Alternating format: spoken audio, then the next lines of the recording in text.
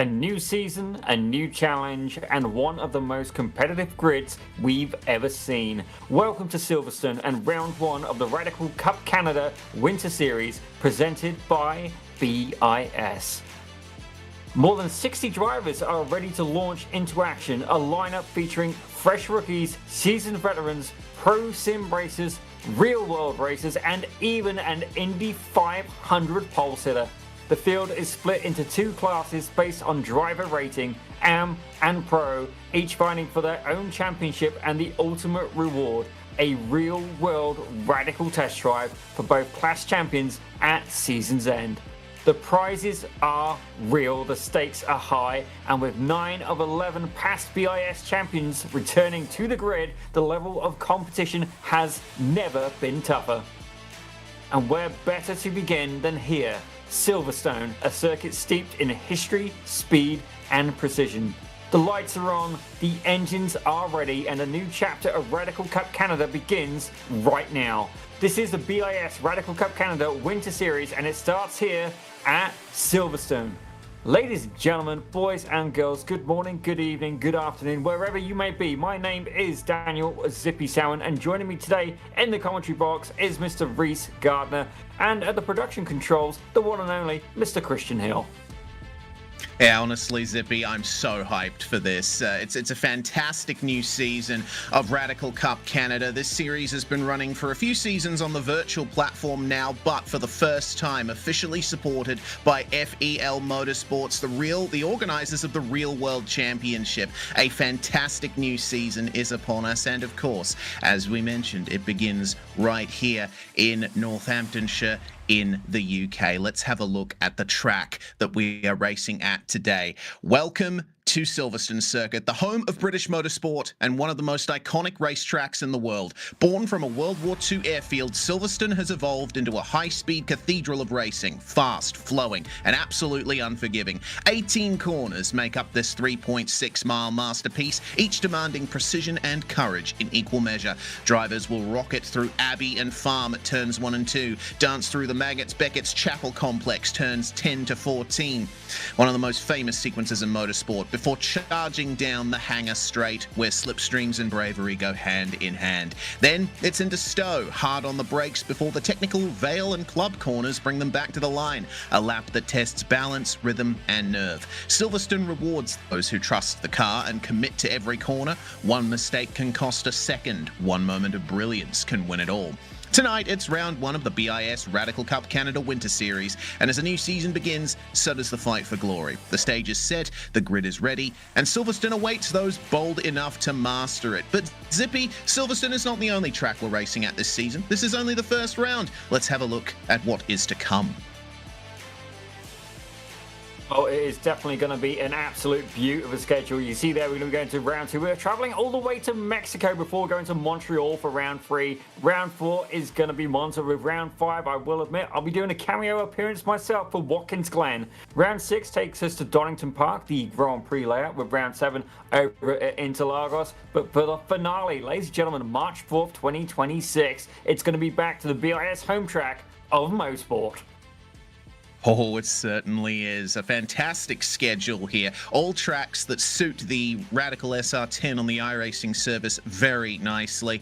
And we should be seeing the drivers tested at every single one of these venues, from the high speed of Watkins Glen to the twisties of Montreal and Mexico. It's going to be magnificent. But we have, of course, a couple of races to do tonight. The event format is as follows. Drivers have already done their 80 minutes of practice. They are reaching the conclusion of their 15 minutes of qualifying. Then we have the first race of the night, a sprint race of 15 minutes, a 5-minute warm-up in between, and the feature race, the top 10 from race 1 will be inverted for the start of that one. 30 minutes on the clock for race 2, and drivers are going to need to stop for fuel in that feature race.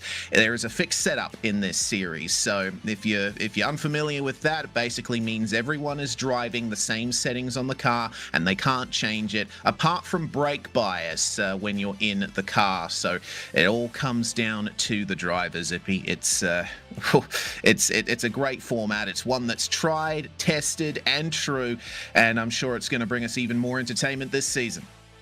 Oh, absolutely, Reese. And looking just at the looking at the entry list right now and seeing who is in here, it's an absolute belter. Like, I don't know, should we spoil it? Should we give a few drops of a few hints of who we're going to be seeing in here? Feel free, feel free. I'm down for it. So, ladies and gentlemen, if you've not met him before, Racine Fazui, he does indeed coach Cedric O'Hayan, and indeed he's an absolutely blisteringly fast racer as well. He's in here. Jamie LeVay's back. Clay Morris is back. Looking further down, Alex Ellis, ladies and gentlemen. If you've not seen him before, I can tell you he's absolutely dynamite on the track, and he drives a real Cayman GT4 professionally, ladies and gentlemen, as well as being an engineer. Looking further down, Marshall Crocker Jr. returns, ladies and gentlemen, a previous BIS champion, as is Zach Buchanan. He's back. Joey Haynes, one of the BIS originals, and indeed, I'm seeing a couple of names we recognize from elsewhere in our other endeavors. Cairo Enns, Sammy Hendricks making a return. Obviously, Andrew Harmon comes back. Cara Dudgeon, ladies and gentlemen, champion of the Radical Academy, hands down, absolutely dominated. Not just, I mean, she didn't just dominate there. She showed off at BIS and was very, very respectably quick there as well. Power to her. But I think the big name that everybody is going to be keen to see, ladies and gentlemen, Alex Tagliani is going to grace us with his presence tonight, as is Brady Clapham as well. If you saw GP3R Tras Rivières, these two guys were battling out for the win over in Quebec. That they were. Man, talk about name drops. That's incredible. Alex Tagliani here tonight. Let's see how well he does and how well he's going to be starting, because it's time to go through the grid. We are getting ready for the start of race 1 right now. All the drivers have put in their qualifying laps and we can get things started for tonight's racing. So on pole position, reigning champion Racine Fazui for Lima Racing Pro. Jamie LeVay alongside him for MTC Motorsports. Clay Morris and Ryan Otto are your second row of the grid. Team ERC there on 4th. Alex Ellis and Christian Moniz for Satellite Racing will both take the 3rd row of the grid. Then it's Jacob Batter and Marshall Crocker Jr. We saw Marshall put in some star performances last season. Assad Kardenbev as well. Young Carter starting alongside Austin Milwayne to round out your top 10. Then Diego Zuccarelli in 11th place alongside Zach Buchanan. Joey Haynes will start alongside Sebastian Day on the 7th row of the grid. Cairo Enns and Sammy Hendricks, who we've both seen race in the Almeida Racing League, also on Pit Road Productions, they're starting together on row number 8. Jesse Lambert and Andrew Hardman on row number 9. Then it's Jared Dunkovic and Richard Hibbs who round out your top 20. Cara Dudgeon will start out of 21st place for Radical Academy Canada. Dylan Rennie alongside her there on row number 11. Then Kenton Young and Jonathan Etier on row number 12. In 25th place, Wyatt Cormier with Tyler Scurali alongside him. Mauricio Parada and our series organizer Michael Broomhead will be on row 14. The top 30 cars rounded out by Clovis Girard and Brady Clapham. John Benvalid will start out at 31st place, the second of our Lima Racing drivers there, with Maxime Armand alongside him. Mark Boyd and Jean-Francois Larocque will start at 33rd and 34th. Cedric O'Hayan, the third and final of our Lima Racing drivers, will start out at 35th alongside Abhi Shrivastava. And then Matthew Crimmy and Stephen Sutherland on the row behind. Robert Covey and Keenan Blades round out our top 40 cars. We've got a lot of cars here tonight. Ollie Ferguson and Harland Goulbourne starting behind them. Then Jonathan Pekazin and Rick Boyd. Richard Morris and John Painter, 45th and 46th. Matt Sobol shares his row of the grid with Alex Tagliani, and then Matthew Mailman and Ella Martin round out 50 cars. 2 more, Chad Payton and Ovidio Milos. 52 cars taken to the start, Zippy. They are about to take the green flag as we speak. Let's get going. Well, what an absolute belter of a grid, Raiders. Away we go, and already 3 wide. We're not even there to turn 1, and these guys are absolutely battling for love and money, ladies and gentlemen, indeed, for a chance at the championship. As right now, Racine Fazui, Ryan Otto, and Jamie LeBay were all going side by side as they make their way down towards turn 1. Side by side for second place, Racine Fazui. Starting to jet away now. That's something that we've seen happen a lot, but Ryan Otto spins out of the hairpin, and he's joined by another car. Looks like that's Zach Buchanan that's also spun around too. Chaotic start there for those. The gap for the lead has increased, and that's a big move from Alex Ellis up the inside at Brooklands. Definitely already battles going on, ladies and gentlemen, but Racine Fazui has managed to pull away a 1.6-second gap with Alex Ellis now. He's getting a little bit of pressure there from LeVay. It's good to see these guys are indeed battling, but right now it's opening up the door here for Racine Fazui to put absolute pull away. Are we going to see free wide yet again? Certainly huge battles happening for P2, and indeed further back, looks like one of the Lima Racing machines further back getting into a bit of a battle as well. Yes, indeed. Lima Racing providing the grand prize for this season, a test in one of their real-world Radical SR3s. But the battle is going on for Christian Muniz as well, almost getting together with Clay Morris there behind Jamie LeVay and Alex Ellis. It looks like both of the satellite racing cars are very pacey in this early part of the race. So it's a 15-minute first race. This is only going to be 8 laps long. That's why you're seeing such big moves from these drivers, and they're driving as hard as they ever will. The battle continuing for second place there, but looks like a car running wide at Stowe. Sammy Hendrickson, the number 10, he's made contact with Jesse Lambert, and they will sort themselves out on the way down to Vale. My goodness, everywhere you look, there's a fight going on. Spin for Hendricks. He spun, and that results in contact and a little bit of a crush there, and there's nowhere he can go for the moment. Yeah, all he can do is basically stay there, stay parked, and hope that nobody hits him. Definitely a little bit unfortunate there. The cold tyres being very much a big effect in the Radicals. But shout out to the driver of the 111 car, Jacob Patar. He's currently up there in P5. Despite being an AM on his debut season, he is up 2 positions and absolutely hanging it there with the greats. We've got a shout out for Christian Menezes. He's there in P6. A shout out for Cool Border from him, saying he's somebody to keep an eye on. And indeed, I would agree with him. Sebastian Day there, currently the next AM challenger, currently there in P11. Battles indeed happening throughout. As I have a look through for a hard charger right now, I've got my eye on Brady Clapham. He's currently up 7 positions, but ladies and gentlemen, he's one of them, and indeed has raced wheel to wheel to wheel, pick a wheel, ladies and gentlemen, with the likes of Alex Tagliani. But looking further back though, Ovidio Milas is currently up 9 positions in 42nd overall. Indeed, so some big gains made from drivers starting up towards the back. Unfortunately, it seems Alex Tagliani did not take to the start in this first race. Hopefully, we see him on the grid for race 2. If he ends up starting, he'll be doing a last to first challenge. We'll wait and see on that one. But on board here with Marshall Crocker, 8th place, as he's trying his best here to catch up to Ozzy Milwane and Jacob Batter.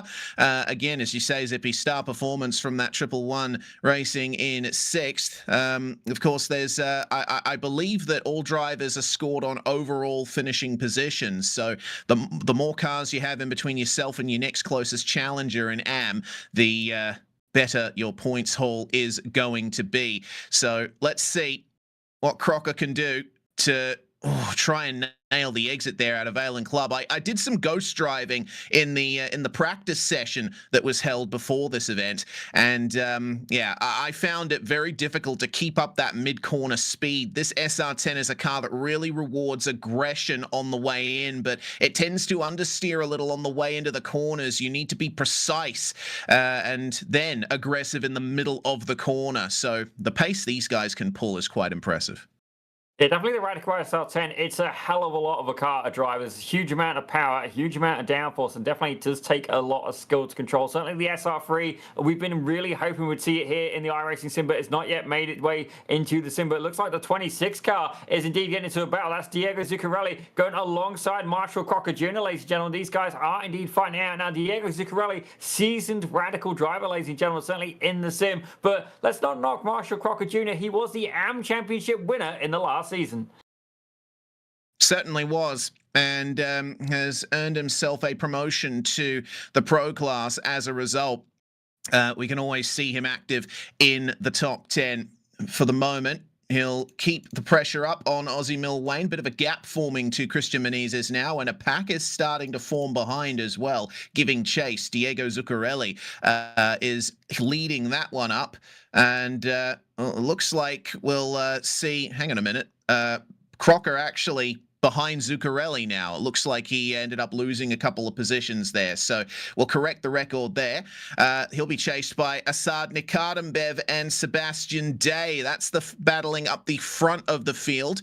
Cara Dudgeon has moved her way up into 18th place for the time being. So We'll see some good gains from the Radical Academy driver. There's the move for Marshall Crocker Jr. at Vale, meanwhile, passing Zuccarelli, and that puts him offline, gives a chance to Nikardenbev to get through.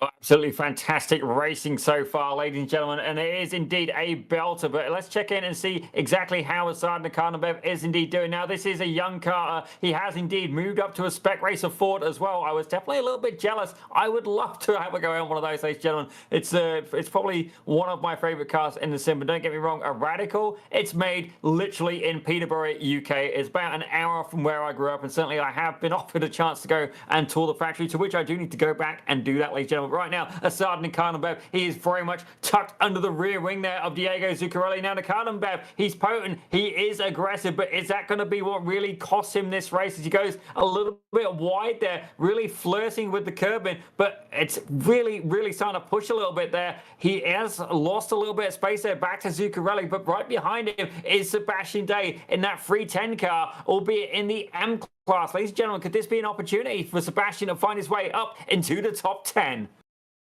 Yeah, this is the question here.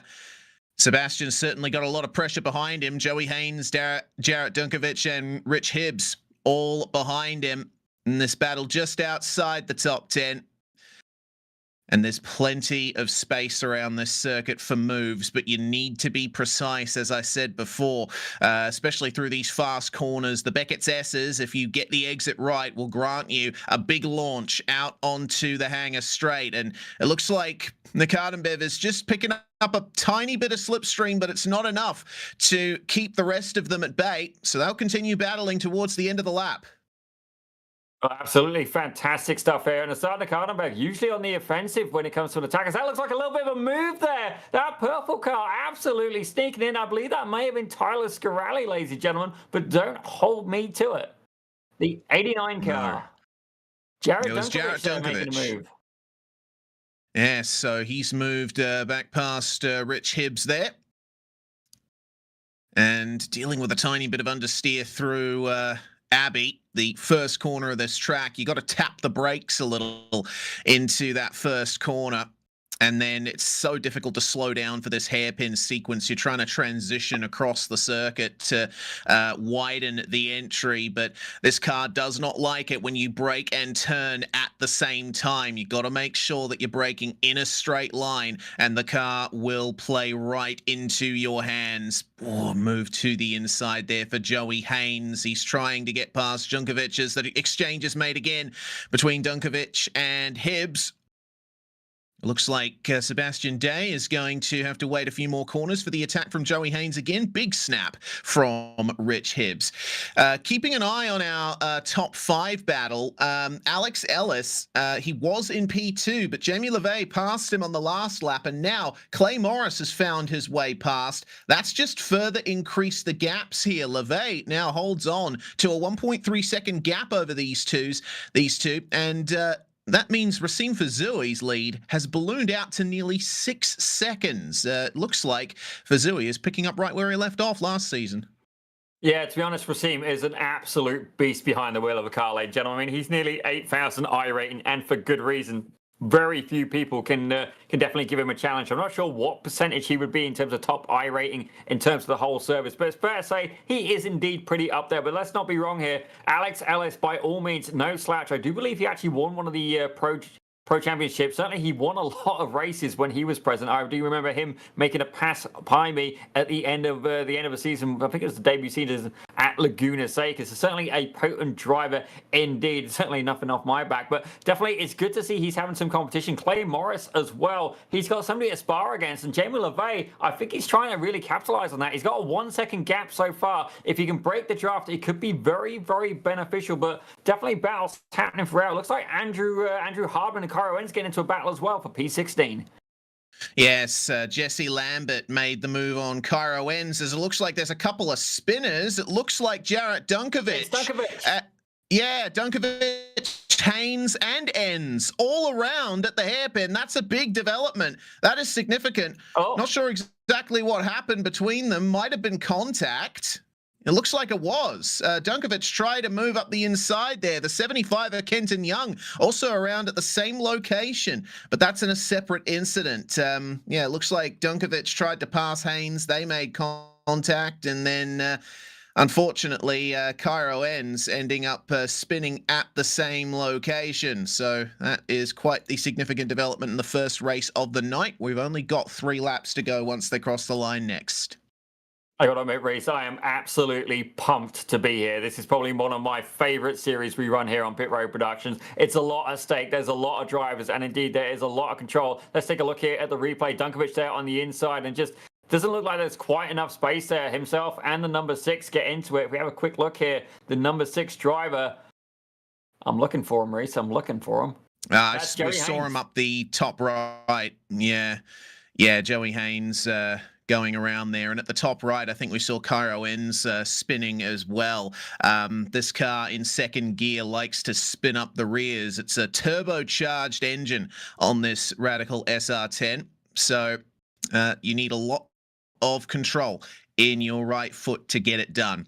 So keep our eyes on Marshall Crocker here, who's been granted 8th position now as a result of those exchanges. Jacob Batter in front of him running a little bit wide through the first of our hairpins here, and he and Aussie Mill Wayne will be piling under pressure very shortly indeed. Yeah, well, by all means, they certainly will race. And I've got to say, what an absolutely incredible debut circuit as well. Silverstone, ladies and gentlemen, we are indeed starting in my homeland of the UK. But we're checking in here with Maxime Armand. He's currently there in P18 there, and looks like he's having a little bit of a battle there, or at least he's certainly got a couple going on around him. Ladies and gentlemen, right behind that is incredibly close. That is Zach Buchanan, one of the previous BiS champions here, as they go side by side through the left-hander. Is going to put him onto the inside for the right-hander there. Got to try and carry as much speed as possible. Could this be an opportunity indeed for the car behind Ryan Otto as well? These guys keep battling. It could open up an opportunity here as John Bemberlid is indeed trying to run away from this fight. Buchanan trying to get on the power a bit quicker out of Luffield, but he's not able to clear him. And Maxime Armand will keep side by side through Cops. You almost never see cars going side by side through there. He was pinched to the apex, and Zach Buchanan is through into 18th place. It's a few positions lower than he would have liked. He was obviously one of the cars that was involved in that incident at turn 4 a lap or so ago. Now, it looks like we're going to be seeing Ryan Otto put some pressure on Maxime Armand as the final lap has begun up the front of the field for Racine Fazui. His lead is now out to 7 seconds. It's insane pace that we're seeing from him. And these battles we're looking at are going to continue all the way around this final lap. It's been a frenetic first race. Oh, it absolutely has. Certainly for a scene, whenever he shows up, he is absolutely dominating. No, I don't think I've ever seen him struggle to win a race. He's impressively quick to the point where, like, you know, how do you even beat this guy? And I think the biggest thing is to try and, like, an invert grid, I think, could be the way. Certainly, there is indeed some tough competition here, but we do need to try and clog him up a little bit in the nicest of ways. But right now, you can see here, battles happening throughout, all in through the mid-pack, ladies and gentlemen. It indeed looks like there's been a bit of movement further back as well. Diego Zuccarelli and Marshall Crocker Jr. going at it still as well. But right now, this is Zuccarelli here, trying to hold off from Crocker Jr., and indeed, it looks like he's got a car ahead of him with Jacob Patar, who is in the AM class, ladies and gentlemen. But still, he's holding P7, potentially a couple more points available on the line for the driver of the number 26. Yes, indeed. Let's see if he can hold him off here. Zuccarelli with, I think, a very familiar face behind him, Marshall Crocker Jr. These two have fought on track plenty of times before, and there's a lot of respect between them. So let's see what Crocker can do to find his way out of the Beckett's S's properly here. It looks to me like it's a bit of a better time for Diego Zuccarelli, but it looks like our leader is coming to the line here. Racine Fazui started from pole and did not look back. All of the chaos happened behind him, and he'll be granted 7.5 seconds gap as he takes the first win of the season here at Silverstone. The reigning champion getting his title defense off to the best start possible. Absolutely, a good win there for Lima Racing Pro. It looks like something happened to a couple of the drivers as well. I see John Painter, Harlan Goulburn with black flags. I see Richard Morris with a meatball flag, Rick Boyd with a meatball flag, and indeed Dylan Rennie back in P49. And side by side, 2x2, ladies and gentlemen, that I believe is Zach Buchanan there, trying to make a sneaky move at the end over the number 60 of Jesse Lambert. Yeah, indeed, Oh my gosh, he does. Almost three wide across the line. That was Haynes, Armand, and Hardman, I believe, going side by side there. Last couple of drivers to make their way across the line here. Brady Clapham, 32nd place, got Matthew Creamy behind him, and that is the last close battle on the circuit. We're still waiting for quite a few drivers to make it to the line, but they're all separated by more than a second apiece. So no more fights to the line, at least as far as we can see. Man, what a first race. Absolutely, and I'm just having a look to see who the hard charge was. I believe it was John Bemberlid, actually. He was up 15 spots, but no shortage there. Broomhead up 14, Scarali up 13. Indeed, another driver further back was Ovidio Milos. He was up 14 positions as well. Ollie Ferguson gained 12. Steve Sutherland, he's a auto-eclectic inclined gentleman himself. He's up 10 as well. What an absolutely fantastic result. In fact, fantastic debut race here on Pit Road Productions. Oh, boy. Fantastic stuff. It looks like pretty much everyone has crossed the line now, so looks like we will be able to go through the results of this race here. So our top three finishing in the same order they started, but that doesn't tell the full story. LeVay and Morris had to work their way back past Alex Ellis, who finishes in P4. Christian Menezes finishes in P5. Gaining 4 positions is Ozzy Milwane up in the top 6 there. Jacob Batta finishes where he started, as does Marshall Crocker Jr., with pressure from Diego Zuccarelli and Sebastian Day to round out your top 10. Look there, in 11th place was Assad Nikardenbev with Rich Hips in 12. Tyler Scarali took 13th with teammate Mr. Michael Broomhead there alongside in 14th. Cara Judging, great to see her back. She's there in 15th with John Bemberlid, one of the Lima Racing pros, there in 16th. Ryan Otto was there in 17th with former BiS Radical Cup champion Zachary Buchanan in 18th. Another one for the M class, Jesse Lambert there. Got a lot of cheering for him in the chat as well. He is the GOAT. Lima Racing Junior team, he's there in 19th with Joey Haynes closing out your top 20. Maxime Armand started in 32nd and finishes 21st for his troubles. Fantastic stuff. Andrew Hardman and Mark Boyd behind him, with Clovis Girard and Cedric O'Hyan rounding out your top 25. Jarrett Dunkovic, he could have finished a lot higher than that. Unfortunately, contact and a spin put paid to that. Cairo ends also with a spin on the way through to 27th place. Stephen Sutherland, Ollie Ferguson, and Abhi Shrivastava will round out your top 30 cars. As we look there at P31, it was Pit Road Productions, our very own guest commentator, Mr. Robert Kobe. He's there with Kenton Young in 32nd. Brady Clapham, real-life radical driver, ladies and gentlemen. He's there representing Lima Racing in 33rd. Matthew Crimmy took 34th with JF LaRock in 35th. Chad Payton in 36th with Vido Milos in 37th. Jonathan Picazin is in 38th with John Painter. I believe that is another real-life radical driver, ladies and gentlemen. He's there in 39th with Ella Martin, closing out your top 40 for Radical Academy Canada.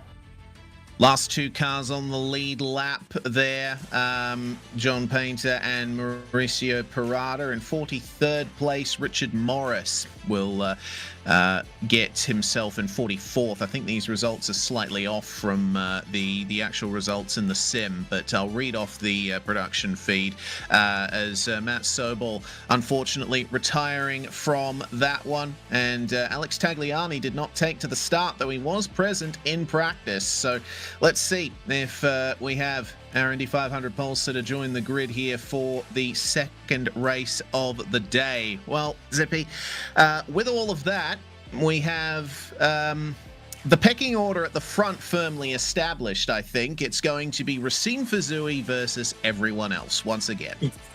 Yeah, certainly. He is absolutely a beast behind the wheel of these cars. Don't get me wrong, I've never seen him in anything other than a radical, ladies and gentlemen. So certainly, I've got to wonder just how far he can drive. But certainly, you know, I'm looking forward to seeing some close competition. There is indeed a lot on the line, and certainly You know, we got to give a huge shout out to the sponsors as well. Certainly FAL Motorsports, thank you very much for coming on. Lima Racing as well, certainly a huge amount of generosity there, offering up the car for these guys to drive. Not only that, it is without a doubt the most beautiful Radical SR3 on the planet, ladies and gentlemen. And it's even got the Pit Road Productions logo on it. A huge thank you to the guys for that. We've also got Dakim Designs as well. They did a actual replica of Cedric's car, and you can race it in the sim, and we're seeing it here on the show tonight. I gotta say, absolutely blown away with it. It was an emotional moment for me to see that, and I gotta say, huge thank you to everybody who made that come together. Yes, indeed. Dakin's also bringing the official standard livery package to this series as well. Some fantastic support here from all of the series partners, and of course Lima Racing. You've got your gear. You have quite the association with them, Zippy, and yeah, I'm looking forward to seeing who ultimately takes that prize at season's end. Not only the Pro Champion, but also the AM Champion and the top female driver in the series will all get a free half-day test with Lima Racing. Oh, certainly that is definitely something I'm going to want to be there for. Indeed, I do have to still go and take a drive, and certainly I've been meaning to go and meet the Lima Racing guys as well. Certainly absolutely wonderful bunch of people, and certainly we want to see them do well as well. But definitely as we're going in, I got to admit there's a lot of new faces here in BIS, and it's beautiful for us to be able to say this, but we filled the league, ladies and gentlemen. There is no more spots. There is only a reserve list. Yeah, I don't know we oversubscribed. Well, I don't know of any other league that's ever managed to do that quickly. Like, we're not even a couple of rounds in. We were filled before we went live, ladies and gentlemen. Huge shout out to Mike Broomhead for making that come together, and indeed all the new talent we've got here today in BIS. Absolutely. I mean, yeah, the fact that we have all 60 grid slots filled up before the start of the first round, it's frankly insane, and really goes to show there's a lot of support for this series and a lot of drivers wanting to take that prize, and even if they're not able to, they have a really tough race as well. Like the level of competition in this series is right up there. It's absolutely fantastic to see. Yeah, I can definitely, I started as a competitor, so I definitely get it. I actually started BIS as a competitor in the Radicals, and then I transitioned to commentary, and my first ever show was BIS F1600, and ladies and gentlemen, I've been here ever since. You certainly have. I came in a little bit later on in the runnings, but yeah, the Radical Cup Canada is not the only pro level Canadian motorsport associated series we have here on Pit Road Productions. We also have the Toyo Tires F1600 Championship running on every other week to this series. So if you want to see some top competitors racing in Formula Fords, make sure to tune in this time next week. Shares the same time slot as the RCC Winter Series. But it looks to me like we are getting ready for the start of Race 2.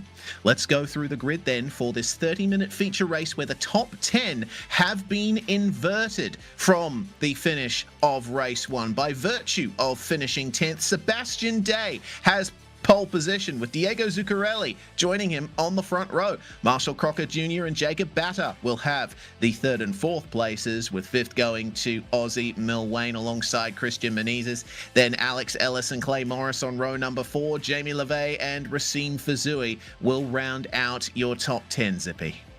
As we have a look there at P11, Assad Nikata is going to be back alongside Rich Harris in P12. P13 is going to be occupied by Tyler Scarelli, and indeed the teammates are back together. Michael Broomhead alongside in P14. As we have a look at 15, Cara Dudgeon, one of the fastest ladies I've ever seen in the sim. She's there alongside one of the BIS regulars and indeed Lima Racing Pro, John Benvalid. Moving back to P17 is Ryan Otto alongside former champion Zachary Buchanan. And in P19, Jesse Lambert, a Lima Racing Junior with a hell of a cheerleading squad. He's here alongside Joey Haynes, rounding out your top 20. Maxime Armand starting 21st alongside Andrew Hardman, with Mark Boyd and Clovis Girard on row number 12 behind. Cedric O'Hyan starting out at 25th place, gained 10 places in race 1. He'll want to keep that momentum going alongside Jarrett Dunkovic, who wants to make a recovery. Cairo Enns also wanting to recover, maybe get back up to his starting position of 15th in race 1 alongside Stephen Sutherland, with Abhi Shrivastava in 29th and Robert Covey rounding out your top 30. He gained 9 places in race 1. It's been a good run for him so far. Absolutely. As Kenton Young takes 31st with Brady Clapham, a real-life Radical driver, there in 32nd. Matthew Crimmy is going to be in 33rd with JF LaRock in 34th. Moving back to 35th, Chad Payton is there alongside Ovidio Milos. And in 37th, ladies and gentlemen, Jonathan Kazan, he's there representing Lima Racing Rookies with Ollie Ferguson alongside in P38. In 39, Ella Martin, ladies and gentlemen, one of the Radical Academy drivers alongside Matthew Mailman, closing out your top 40. Yep, John Painter and Mauricio Parada on row number 21 with Richard Morris and Rick Boyd alongside. Harland Goulbourne starting out at 45th alongside Dylan Rennie. Then we have Keenan Blades and Wyatt Cormier, followed by Sammy Hendricks and Jonathan Etier. Matt Sobol will start down in 51st place, or will he? He is not on the grid. Neither is Alex Tagliani. So looks like we're going to be seeing 50 cars take to the start here today. And this will be the big one here. There's going to be a lot of racing in the top 10 as those podium getters try to get back to those positions. But the start is on. Sebastian Day puts down the power and we are racing, and already problems for the drivers here. Oh my goodness, that is falling down the order now for Zach Buchanan and Asad Nakadenbev falling down the order too. This is a crazy start for Aussie Milwain, who in particular falling down to 41st place now. That's taken a couple of heavy hitters out there, Zippy. I'm not sure what to make of that. Indeed, I think the Teddies may be out the pram for that one. I can see there's a black flag for Jacob Patar. He's currently up in P4. I do have to wonder if it's a slowdown or if indeed he had an issue at the start. But right now, that's definitely going to throw a spanner in the works. Joey Haynes, though, up an astonishing 7 positions, ladies and gentlemen. And we're not even through the first lap. It looks like a couple of Lima Racing cars there going side by side. No, it's not. It's indeed one of Lima Racing. I believe that might be Clay Morris there going off the paint. So that must be Racine Bazui in the 58 with Clay Morris having a good battle there in the 48 alongside. Well, a chaotic start to be sure. It was Christian Menezes and Aussie Milwain who came together there at the start, both of them spinning, and it looks like we've lost Christian, unfortunately. Menezes towing back to the pits after that incident, so that's a real shame. It looks like we won't be seeing any more from him tonight. Fortunately, you can drop 1 feature result and 1 sprint result from your championship total. I think that might be a drop round for a few drivers as we focus in on our leaders. Sebastian Day leads, but Marshall Crocker Jr. is right behind him into Stowe. There's a dive to the inside from Alex Ellis, gets into 4th place, and Jacob Batta will have to yield for that one. They are rapidly being caught up by Racine Vazui as Batta comes into the pit lane. I think he might have a black flag to his name for gaining positions before they got to the start-finish line. Not much he could have done about that, though. We had a couple of people come together, so people were going to find their way past before the start-finish line anyway. But that's just a quirk of how the sim system works. Here's our leaders, and Racine Vazui is jetting up to the back of Alex Ellis. Yeah, definitely a little bit unfortunate there for Jacob Patar. I don't think it was his fault, but you know, what's he supposed to do? Left out of it? Absolutely not. Keep your foot in, buddy. Yeah. You clear the incident, just keep going. But indeed, it's working very, very good here for Sebastian Day. If he can stay here with this pack, he's got a 10-position leapfrog over Jesse Lambert, who's there in P12. This could be an absolutely monumental point haul for the driver of the 310 machine. Marshall Crocker Jr. now in the lead, one of the former BIS champions, ladies and gentlemen. And indeed, he is on form right now. He's just got to keep it together. We know he is a safe driver. His dad usually there cheering him on, offering a bit of crew chief duties, but we do have to wonder as well, this is the feature, there is going to be a pit stop. Will he be at a disadvantage by leading this race early on? Yeah, well, Silverstone is a very fast circuit where slipstream is paramount to not only getting a good lap time, but winning a battle as well. I would get the feeling that if you can't outpace the driver in front of you, just stay behind, save a bit of fuel in the slipstream. That'll allow you to play around a little more with when you come into the pits. It won't necessarily shorten your pit stop, but it'll definitely allow you an opportunity to gain some more with an undercut or an overcut somewhere down the line. I don't think that Alex Ellis is thinking about that, though. That seems to be his favourite spot to go for moves. He goes up the inside at Stowe on Diego Zuccarelli, and now Racine Fazui gets in on the action too, round the outside of Vale, but hello, Diego Zuccarelli pushing Fazui wide, but a race one winner gets through on the inside of Club, and he'll be chased by Clay Morris. Oh, gets into the wall, spins across the track, and that's going to involve Richard Hibbs as well. Big, huge damage on the front straight. Hibbs is stricken. There's nothing he can do. That's huge. For a second there, we had the full shake, rattle, and roll experience. Definitely unfortunate for Richard Hibbs. Nothing he can do. Clay Morris and Diego Zuccarelli, I think it was, coming together a little bit there. Zuccarelli survives. Clay Morris definitely did not. And indeed, that has been catastrophic for the order. But right now, let's keep an eye here on the 153 car of Ryan Otto. He's up 10 positions, ladies and gentlemen, and managed to find himself up in P7. As indeed, we have a freeway fight going on here around Diego Zuccarelli. Indeed, Diego trying his best to hold off Ryan Otto for the moment, but we'll see what he can do to find his way back past. Looks like Ryan's going to have the run up the inside there through Woodcote, the former first corner of Silverstone. This layout has been through a lot of changes over the years, this current layout dating from 2010. So let's see now who has the best pace here. It looks like Ryan Otto, the fastest car on track last time by, but we only have a few drivers who have actually set a lap time that's valid enough to officially be classed as a fastest lap. That currently falls to Jamie LeVay in 5th place with a 155.7. Keeping an eye on Brady Clapham now in P20, up 12 places from where he started. A fantastic run so far for the number 77. Fair play to him. He's going to have Kara judging next on the chopping block. But right now we return to the battle at the front of the pack, and that is indeed Racine Fazui. He's currently there in P4, looking at Sebastian Day. Now this is looking really good for Sebastian. While that gap in places has fallen, he's down in 3rd. I say down in 3rd. He's on the podium, ladies and gentlemen, as Alex Ellis takes the fastest lap. Absolutely astonishing 155. I say that Buchanan goes and says, "Thank you very much. I'll take that." You know what? I'm just going to give up saying the fastest lap if they keep going faster. 155.251. It's out of there. But anyway, Leslie Lambert is currently 7 positions back, 8 positions back. Thank you very much, Mr. Buchanan. As indeed, Sebastian Day could be in for a fantastic point, so as he is absolutely going for it. I give up. You get the point. I give up. These guys obviously are not complying to this commentary. No, certainly not. All right. We're going to keep an eye here on this fight for the lead of the race. There's a lot going on behind them, but we have to keep an eye out on this battle because it is the biggest of them all. It's not the best of runs out of Luffield for Marshall Crocker Jr., and Alex Ellis is going to try and get him around the outside of Copps here.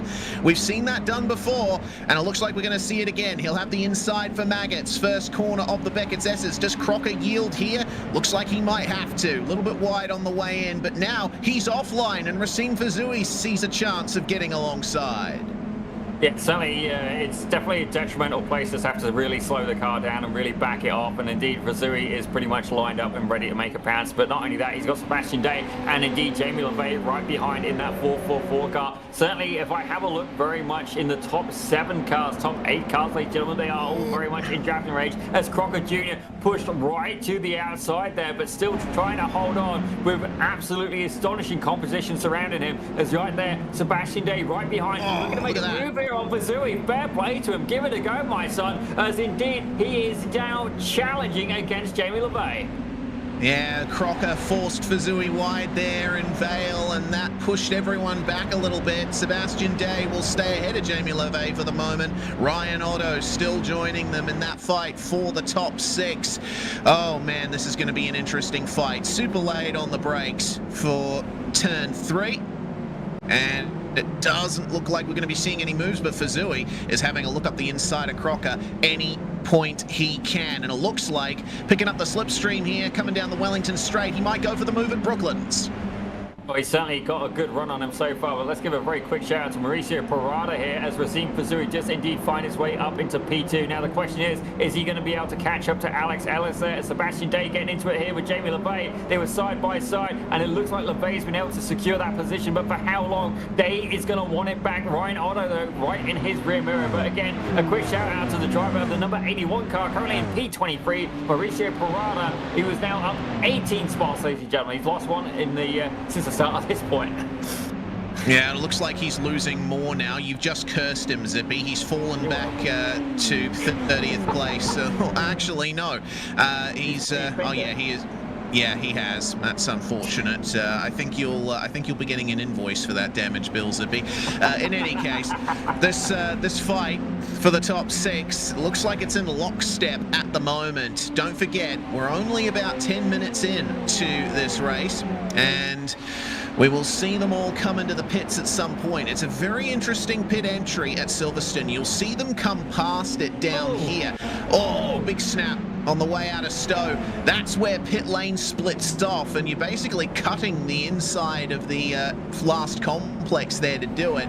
You need to nail it though, because you're braking hard. You're braking a little bit later than you would for the corner, so very easy to overshoot pit lane entry. I wonder how many drivers are going to be getting black flags for speeding as Fazui gets into the 1:54s, chasing Ellis down for the lead. Otto for the moment gets up the inside to Sebastian Day. Our pole sitter is now back to P6, but I got to say, Sebastian Day has really held strong against these heavy hitters. I'm quite impressed with his performance. Oh, absolutely. Myself as well. I mean, the guy is 2100 iRating, and he's going against people who were 1.5 times that. And not only that, what a fantastic save there he had going out through that right-hander. But it does look like Racine Fazui has indeed taken the lead away from Alex Ellis. I've got to be honest, I'm a little disappointed in Ellis. I thought he was going to put up more of a fight, but you know what? It doesn't matter how quick Fazui is. Can Alex Ellis stay with him and potentially save some fuel to leapfrog him through pit strategy? Yep, fight for third. It looks like LeVay getting back up the inside of Marshall Crocker Jr. These two have been exchanging positions over the course of this lap, and Crocker is going to try and get up the inside of Maggots. Side by side through the Beckett's S's never works, and it looks like Crocker is going to have to yield to LeVay in the short term there. But man, what a fight this is. We've got Ellis holding on in the slipstream versus Racine Fazui. We've got LeVay trying to protect a position on the podium here. He wants a double podium out of today's racing. Remember, he finished second in race 1. Crocker, meanwhile, finished in 8th in race 1. He wants a chance to get onto the podium here. Gets on the racing line on the way into Vale, but not able to get alongside, can't hold on to it, and he'll have to yield there to LeVay, maybe round up some kind of move in the next couple of laps. If not that, then a visit to the pits. We've had a few drivers make their way to pit lane, but oh no, that's big. Yeah, that was one of the MTC Motorsports cars. Sounds like it was Richard Morris, ladies and gentlemen. Definitely not what they had in mind, as Tyler Scarelli has made it down pit road already. One of the early pit stoppers, it seems. Yeah, we've had a few drivers come into the pits earlier, but mostly for damage. Broomhead came in a lap before, and I think this is a bit of a strategy play from the Britannia iSport drivers, of course. Their teammates. That's a huge move there from Ryan Otto. I was not expecting that. The regular Ryan Otto jump scare right there makes his way past Crocker and into 4th. He's up 13 places. I honestly wouldn't mind seeing a replay of that. That honestly felt like it was a more of a dance than a position change, ladies and gentlemen. But it looks like Cara Dudgeon currently leading for the ladies, ladies and gentlemen. It's currently there in P16, trying to catch down Jared Dunkovic. Yes, Kara is right in the middle of a huge battle at the moment. We'll keep our eyes on this for now, though, and see the 153 of Ryan Otto try his best. Oh, hello, there were cars off there in the runoff area just ahead. Wondering if that's lapped cars or if that was a problem there for... yeah, it looks like a lapped car, unfortunately. Might be one of the Lima guys. Looks like who's a lap down. I'm trying to check, but it's not cooperating with me. But some problems for drivers at the back of the field. Racine Fazui, on the other hand, has nothing to think about from behind. He has 3/10 over Alex Ellis. So we'll see Clay Morris a lap down, as it looks like into the pits comes Mark Boyd and Cara Dudgeon. This would be a good time to check in on Cara as she slows down for pit lane. And you see there, the pit lane speed limit at Silverstone, it is only 60 k's an hour. You're practically crawling through pit lane. You definitely would get a speeding ticket there, Reese. Myself, I have form for picking up the pit lane. That looks like one of the Britannia cars is indeed still in the pits. Am I missing a trick here, or indeed have we got somebody who's having a little bit of an extended break here at Silverstone? I'm not seeing either Broomhead or Scarali in the pit lane at the moment, so we'll keep an eye on that. Dudgeon's pit stop is complete meanwhile, 11.3 seconds.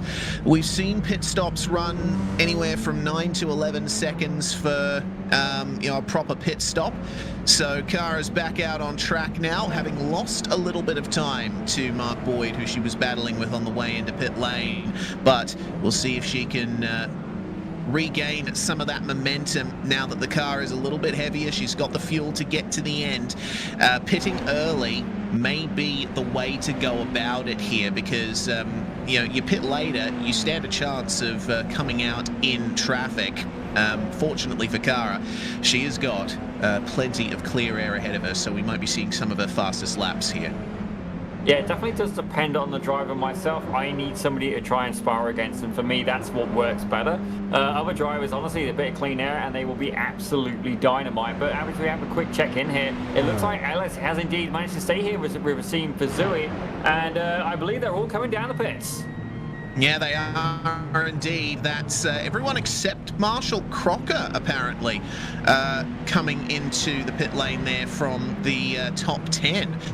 So Crocker's going to stay out an extra lap. I have to wonder if that's going to work out for him, because, I mean, I know what I just said about staying out of pit lane, but the other side of the coin for Crocker is that his car's going to be lighter than everyone else's for a lap, and he's got clear air ahead of him. This is his chance to potentially gain some track position as long as he nails his pit stop. But yeah, look at pit lane. It is a hive of activity at the moment. Fazui and Ellis come out of the pit lane first. That is the effective race lead there for Racine Fazui. He'll maintain that. Cairo ends also staying out of pit lane for an extra lap. He's going to assume second for the moment, and out of the pits, looks like Mauricio Parada also staying out. Sebastian Day will have to try and find his way past him. Doesn't look like many huge changes in our top 10, apart from Ryan Otto getting up into P3. And, well, that looks like a pit stop under 10 seconds there for Ryan. Yeah, definitely he has been involved in the draft for the majority of his races. Could be pretty crucial for him to be able to save some fuel there. But right now we're on board with Mauricio Parada. Seeing a little bit of a slide there. Who's that now? That's Sebastian Day in front. So fair play right now. I don't think this is going to last in general. Mauricio Parada yet to come down pit lane, but showing as being 34 positions gained. Fair play if he can pull that off by the end of the race. Yeah, indeed. We will see. Misses the apex of Copse just a little bit. When I was driving in the test session, I found it very difficult to nail that. Was that a car stopped on the exit of Copse as well? I gotta wonder. That's not ideal. Marshall Crocker. Yeah, Matthew Mailman, it seems, stopped on the side of the circuit there. I'm not sure what the issue is. But Crocker's come into the pits, and Cairo Enns will follow him in. I would expect everyone who hasn't pitted to come in on this lap, but yeah, Mailman just managing to move. Yeah, I think Cairo has done the Zippy Classic, ladies and gentlemen, and sped in the pit lane, so he will indeed be given a do not pass go, do not collect $200, or indeed a quick pit stop, ladies and gentlemen. And I just want to point out we don't offer $200 for a clean pit. It's just a monopoly joke, but for the opportunists among you, fair play if you wanted to try and plug that one. But Cairo is definitely not the pit strategy he was indeed looking for, as indeed it is a high of activity. Cairo Judge now getting back into a fight with that 305 car, chasing down Kenton Young for P20, ladies and gentlemen. Yes, indeed. Trying to break back into that top 20. Update on Marshall Crocker. It looks like the decision to stay out did not work out for him. He's lost out a bit further, down to 5th place now, with Fazui and Ellis putting on the pace they have. But keep an eye on Dudgeon here as she makes her way down through turn 3, trying to chase down this car here of Kenton Young. They move into 18th and 19th now as the field cycles through contact, and oh my goodness, that is one way to get a freebie for Cara Dudgeon. That looks like Mark Boyd making contact with Kenton Young, and call her Moses Dudgeon because she parted the Red Sea there. I was going to say that was the full Black Friday sale. She bought one, she got one free, and absolutely fantastic stuff. Certainly Mark Boyd, he's a clean racer as well. I definitely, I don't think it was of any ill intention. Myself had a good pleasure there of racing alongside Mark Boyd, leader of Auto Collective Motorsports. But right now we're going to check in with somebody who I got to meet in real life, ladies and gentlemen, Clovis Gerard. I'll give you a clue. He's about 7 foot tall, certainly is in comparison to me. He's now got a battle on his hands with Cedric O'Hyan, Lima Racing leader, right behind him, ladies and gentlemen. It's a conflict of interest. Who do I want to cheer for? They are both fantastic guys in my book, but honestly, sorry Clovis, you don't have Pit Road Productions on your car, Cedric does. Of course. So we know where your allegiances lie, Zippy. Racine Fazui brings the fastest lap down to a 154.7 in the meantime. And, well, Clovis Gerard has certainly got a lot of pressure underneath him. Christian Hill, behind the scenes, proposing that we do a lap on board here. And Clovis, we have a camera for him, so we can see what he does around Silverstone here. So, start, finish straight. That's where the start line is. You get it right out of the exit of the corner. Then a little tap of the brakes in 5th gear into Abbey and through Farm. You want to try and stick to the right as much as possible to shorten the run through and straighten up the car as soon as possible for turn 4, the first of our hairpins. You're in the arena section now, slowing all the way down. Slowest corner on the circuit here at Village, and then out onto the Wellington straight. It's flat out through this left-hander, but you can very easily unsettle the car. This was the back straight for the national layout of the circuit. It became part of the Grand Prix layout in 2010. Very fast entry into Brooklands, tightens up part-way through, and then you bring it back round for Luffield. 180 degrees plus of direction change. You really double back on yourself through here and get out of the corner as fast as you can. You can use all of that curb. You can cut all the way across the tarmac here at Woodcote as well to shorten the run to Cop. Braking at about the 75-meter marker. Light on the brakes means you can rotate the car. That's a little bit wide there for Clovis Gerard. Would have picked up an off-track there. But into Maggots now. Through here in 5th gear. Fastest corners on the track. Down into 4th for Beckett's. And then down into 3rd for the best run possible, out through Chapel onto the hangar straight. He sees some battles beckon up ahead of him. Broomhead and Dunkovic battling up ahead there, going side by side into Stowe. Another incredibly fast entry and a corner where you have to be so precise, but he's a little bit wide of the apex on that run. He will need to keep a very close eye out behind for Cedric O'Hyan. Braking into Vale. Hit the apex or not. Oh. He's wide, and it looks like that's going to be O'Hyan getting involved with this at the end of this onboard lap.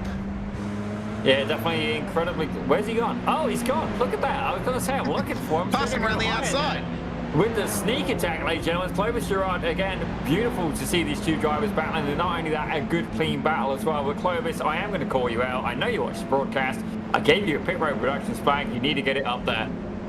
You got to rep the merch, bud. We don't have much for merch, but you've got it. You're probably one of the 4 or 5 people on the planet with one. I don't even have a flag. Get it up there, my friend, get it up there. But certainly Cedric O'Hire now is going to be on the defence for P14, ladies and gentlemen, as a bit of the razzle-dazzle from Clovis Girard. Yes, indeed, letting O'Hire know that he is still there and still looking to fight. The satellite racing car they just passed there was Rick Boyd, who's running down in 15th position at the moment. Actually, no, he's down in 41st. I don't know why he's showing up as 15th on my timing. But oh my goodness, that's going to be a pass into Brooklands, and it looks like that might be Dylan Remy versus Robert Covey there. This is looking interesting here. You can see that these two guys going side by side, and it looks like Rob Covey's definitely working hard. Ladies and gentlemen, we had him on the on Pit Road Productions a little bit a while ago, and it's great to see him back. Not only that, but in the car. Not actually managed to meet him in real life yet, but he has been nearby a couple of times, and indeed, I've got to meet him just honestly, just so I can see the beard in person. Why wouldn't you, ladies and gentlemen? But right now, he indeed has his hand and his beard full, ladies and gentlemen, as he is going into a fantastic battle here with what I believe is Wyatt Cormier in the 57, right behind it, Dylan Remy right ahead. Yeah, and the satellite car that is with them there in the blue, white and red machine is Christian Menezes, who we saw towing off the race start. So he's back out there and trying to work his way forward, as that's a big move up the inside from Wyatt Cormier. He pushes deep on the exit of Stowe, and that'll allow Robert Covey a chance to pass him back here around the outside into Vale. Covey, the picture of concentration, and it's paying off. He manages to defend the position. Yeah, look like Michael Broomhead in the 00 is going to put a nose in there, and don't get me wrong, we love Michael, but he is definitely not the luckiest driver on the grid. It's needed a couple of four-leaf clovers, a few horseshoes, and maybe a rabbit's foot if you wanted to go free wide through there, but thankfully he was able to back out of that. But saying that, Broomhead, look at that dive up on the inside, absolutely sends it past Cormier, and looks to try and take a piece out of Covey as well, going to go for the over-under, and I think he's going to get away with it. Covey still holding on by a car length, not even that, ladies and gentlemen, nose to tail here. Covey very much on the defensive, but Broomhead tucked right back under that rear wing as they head down towards the left-hander. Yeah, this is crazy here. Broomhead holding the inside for Brooklands, but a little bit slower at the apex, parked it on the apex, and Robert Covey sees another opportunity open to the inside as Broomhead is that seems doing the double apex line through Luffield there. Grants him a fantastic exit down the old start-finish straight here. So that's going to be move done for our league administrator. He's looking to work his way back up here. Remember, qualified 28th for race 1, finished 14th. Great run up through the field, but wasn't able to maintain that. Zach Buchanan makes his way past Sebastian Day there. Buchanan now back into P7. So things are looking good for the recovery here for Buchanan. Let's see if he can catch up with Zuccarelli by the end. Only 3 laps to go after this. Yeah, I've got to admit, Ryan Otto, he's not a driver I've seen here in BiS before, but he's currently having a really good day, up 14 spots in P3. Certainly Buchanan, he's a regular on the podium in BiS, and indeed that is not happening right now. He's going to have to work that little bit harder, but fair play to Sebastian Day. He has been absolutely punching above his weight, but don't get me wrong, he's got Jesse Lambert just a couple of seconds behind. There's about a 5.5 second gap in it. All that Sebastian Day can do right now is try and hold on these last 2 laps and secure the AM win in the main feature. Indeed, Sebastian Day is looking like the biggest contender for the AM Class title this season. Jamie LeVay, meanwhile, with Ryan Otto here, 153 of Ryan Otto through the Beckett's S's. And it looks like LeVay was unable to really gain an advantage at that point, but if he nails the exit from Chapel in that MTC Motorsports 444, he's got the slipstream and he could have the move at Stowe. But Ryan Otto is very with it. He's breaking the draft, but that's not going to stop LeVay from a look up the inside at Stowe. Yeah, certainly these two guys are having to work very hard. You can see a bit of a slide there from Ryan Otto, but it looks like Asad Kardenbev has picked up a black flag, ladies and gentlemen. He is there in P9. This could be absolutely catastrophic for his result. I'm going to hazard a guess it's indeed on incident points, but don't quote me on it, ladies and gentlemen, as indeed Robert Covey's just picked up a black flag as well. Oh man, it looks like, well, Silverstone is a track where it's very easy to pick up incident points if you're unfamiliar with iRacing. If this is your first time watching an iRacing stream, basically keep the car on the track. If you go outside track limits, you get a single incident point. You get 4 incident points for contact with another car where they spin as well. So if you build up enough incident points over time, you will be hit with an automatic black flag. The event rules show that the incident count penalty comes in at 20 incidents, and if you reach 30 incidents, you get an automatic disqualification. So the drivers do need to be careful not to reach those limits. As you say that, I definitely just saw an off-track there for one of these two drivers. I can tell you that Sergeant Cardenbev has indeed gone down pit road, and that's pushed him back into P15. Robert Kobe Hayes now serving his penalty. That's pushing him back down through the order. Well clear. He's down into P28 and indeed falling now. Sammy Hendricks is going to make his way by as well. Definitely catastrophic there. Sometimes you got to use the incident points, the tactical advantage, ladies and gentlemen. It's legitimate. You can do it, the tactical off-track. But right now, it looks like the best battle we've got going on is indeed for P3 between Ryan Otto and Jamie LeFay. As we check in here a little bit further back, ladies and gentlemen, who have we got over here now? That is the number 12 of Mark Boyd. I think they call him Bubba, ladies and gentlemen. I think that's his Instagram handle or something like that. As indeed, he's currently in P18 and battling in the AM class. Cara Dudgeon and Kenton Young battling at the front of this one, and Dudgeon will keep the lead of that fight as Kenton had to run a little bit shallow into Cops. This is the view back from our Top Radical Academy driver. Some fantastic performances going on here in the midst of this fight. Kenton Young up 14 positions, Mark Boyd up 5, and we have Maxime Armand at the very back of this battle as well. Looks to me like he and Mark Boyd will be going side by side into Stowe. I'm wondering if that was a slowdown for Mark Boyd. Regardless, Maxime Armand is through, and now Kenton Young sees another chance to get past Cara Dudgeon, but a little bit off the circuit there, wasn't able to gain the advantage coming into the final couple of corners here. And they will get the white flag here. This is the start of the final lap for this particular pack.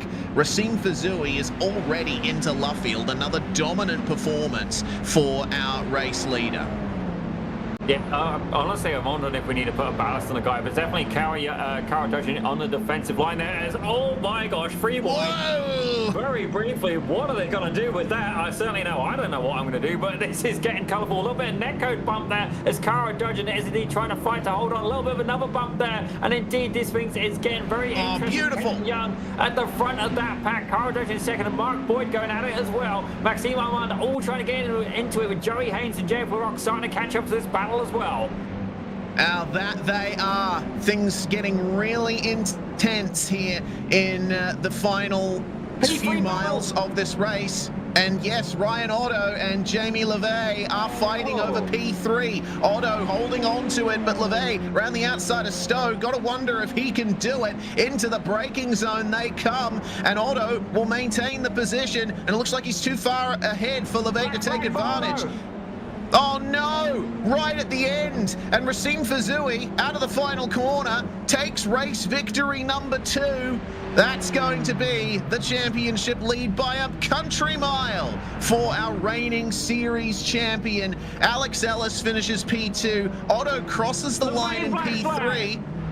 Oh, both of them getting black flags. That means they're both going to get time penalties. That might elevate Marshall Crocker Jr. onto the podium. I've got to admit there, when we tuned back into that clip, I don't know just how much weaving you can get away with, but I did feel that there was definitely a bit too much going on. I have a feeling a protest may indeed occur after that race, but certainly it did look a little bit questionable. Certainly I would be interested to hear your opinion on that one, Reese, and see, we'd have to check the rules to be sure, but I've got to say, fair play to Racine Fazui, absolutely dominating here today at Silverstone. That was Sergeant Cardenbev finishing in 14th there, and we know how he felt about that race. He had a really tough time, and oh dear, is that Jean-Francois Larocque who's run out of fuel there? Cara, I think. No, it's Cara Dudgeon. Oh yeah, she's fallen back to P20. Oh, that's such a shame. She was in 16th. She was battling with Kenton Young, but evidently not enough fuel put in. Either that or maybe not lifting out in the slipstream where it would have been handy to.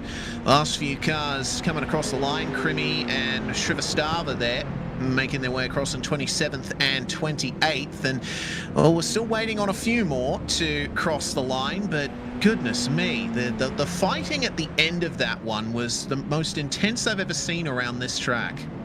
Yeah, I definitely wouldn't mind if we could make it happen, Christian. I wouldn't mind seeing a little bit more for the closing lap there between LeVay and Otto, just to see just what was happening, because it looked like there was a lot of swerving. It looked like there was definitely a little bit of elbows out aggression going on there, and I'm curious to see just they both ended up getting black flags. I have a feeling that one's going to be a spicy one in the chat after the show.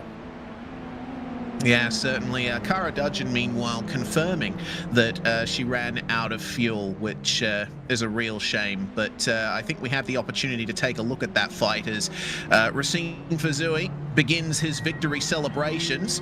That was a bit of a lame duck burnout, Racine. You can do better than that. There we go. That's better. Nice. Very nice. All right. So the fight between Ryan Otto and Jamie LeVay then, if we have that ready to go, we can keep an eye on it here. So this was coming out of Stowe and on the way up to the line. This, I believe, is their whole final lap. Can you confirm, Christian? No? It looks like this is the run to the line for the both of them, but particularly down the hangar straight before we cut in for that replay. Ooh, that was an off track there for LeVay, I believe. That all right. So this is the run into Cops. So this is a good spot to pick it up. So your point, Zippy, I do agree with. I think there is a limit to how much weaving is appropriate, but they were battling harder than I've ever seen here, side by side all the way through the Beckett's S's. I don't think anyone has been able to pull that off in this race so far, but keep an eye here on Otto. He's going to... Yeah, oh yeah, that's a lot of weaving. I think that would constitute a couple of changes of line there. It didn't end up working out for him in the end because LeVay was able to get by. Unfortunately for the both of them, the black flags they both got, Otto demoted back to 13th and LeVay demoted to 20th. So that is a massive problem for the both of them. They've missed out on a huge amount of points here, and that's going to be the end of that for what was the battle for the on-track podium. Time for our final results, though, and I believe they should be confirmed now that all relevant black flags and penalties have been applied. Racine Fazui wins both races tonight, also got pole position and the fastest lap in both races, so perfect night for our defending series champion in the pro class. Alex Ellis will finish in P2, and thanks to the black flags, Marshall Crocker Jr. will be elevated onto the podium. Zach Buchanan up to 4th, and Diego Zuccarelli classified in 5th. Sebastian Day takes the AM win. Jesse Lambert in 2nd there, with Andrew Hardman, John Benvalid, and Jarrett Dunkovic rounding out your top 10.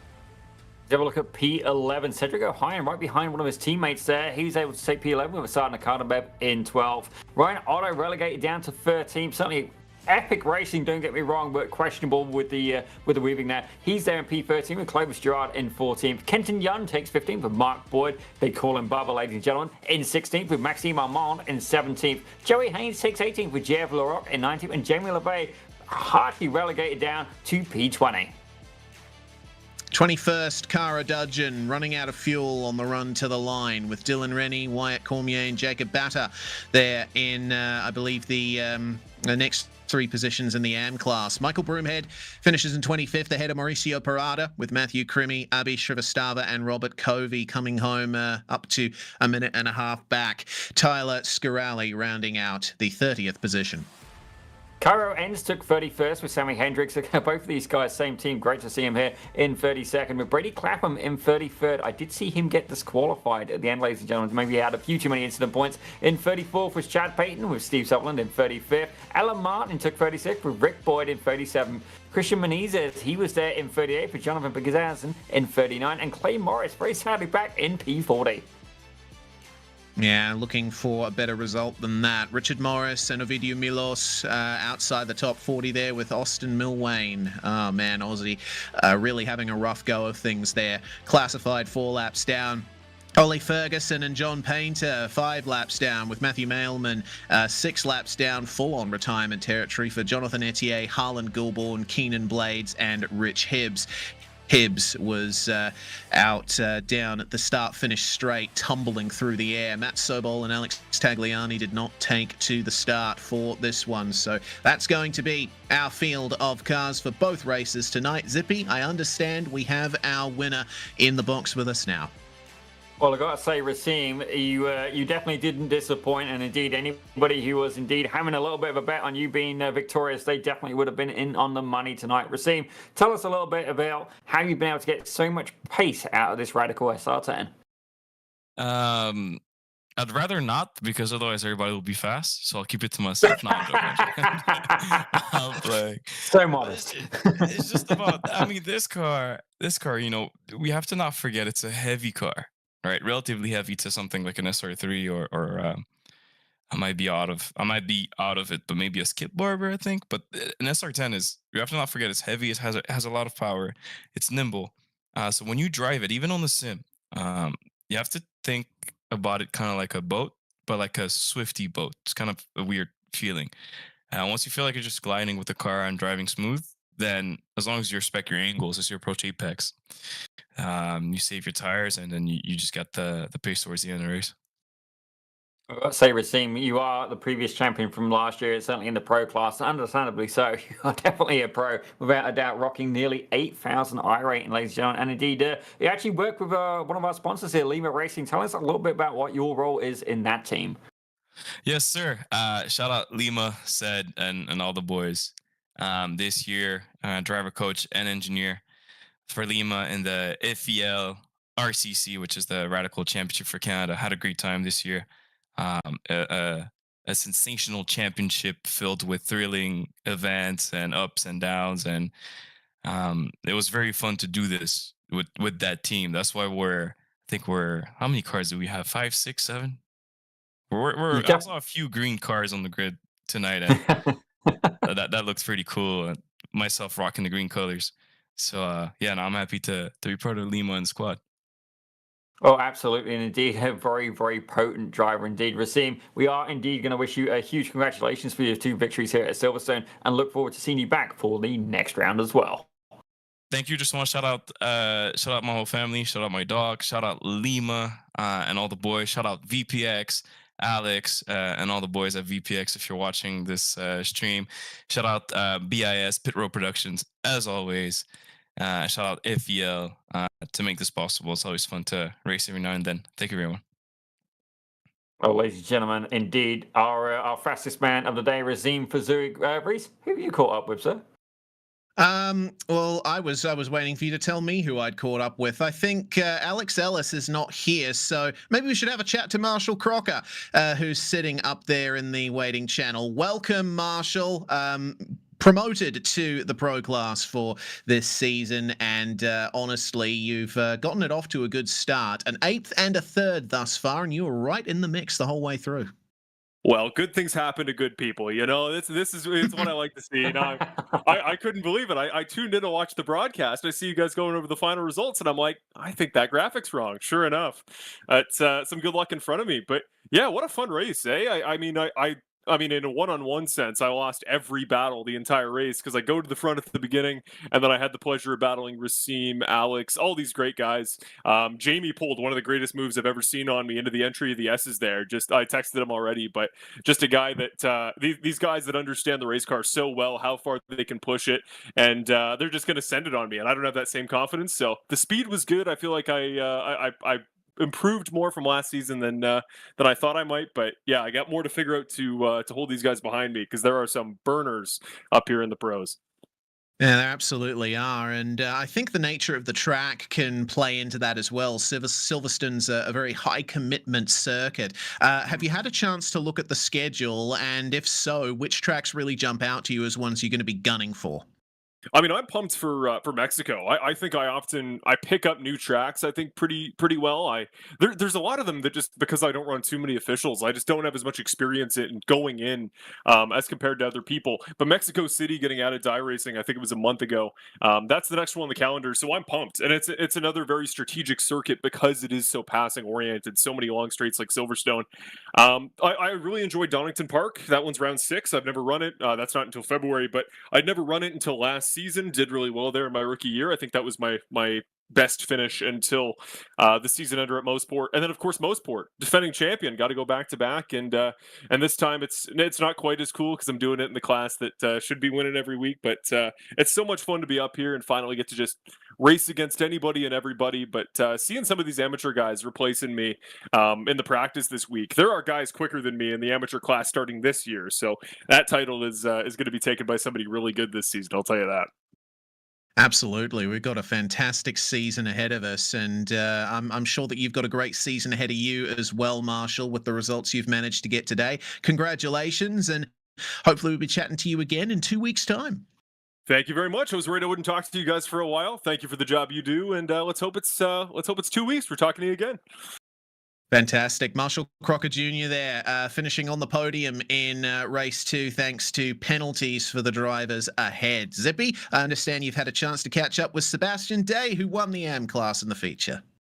Well, I've got to say, Sebastian, you came out of nowhere. Your debut racing here today at BiS, and what a way to start it. Ladies and gentlemen, the 310 driver absolutely able to get a huge feature win for the AM class. Tell us a little bit about how it was starting there at the front of the grid and how you managed that traffic and indeed try to play the tactics for that main race.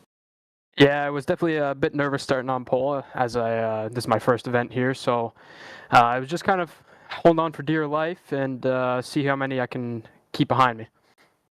Well, that's definitely a very valid technique indeed. Certainly, Silverstone, definitely a high-speed track. Is this one that you would say would be on your Princess approved list, or are there other venues in the circuit that you're looking forward to more?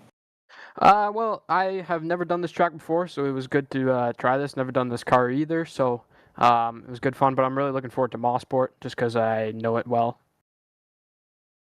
Well, definitely the BiS home track. But Sebastian, it's been absolutely, certainly we've given you a few shout outs during the broadcast. You've been doing absolutely fantastically so far. And considering it's a new track as well, I'm looking forward to what we're going to see from you in the future. But while we've got you here, is there anybody you'd like to shout out?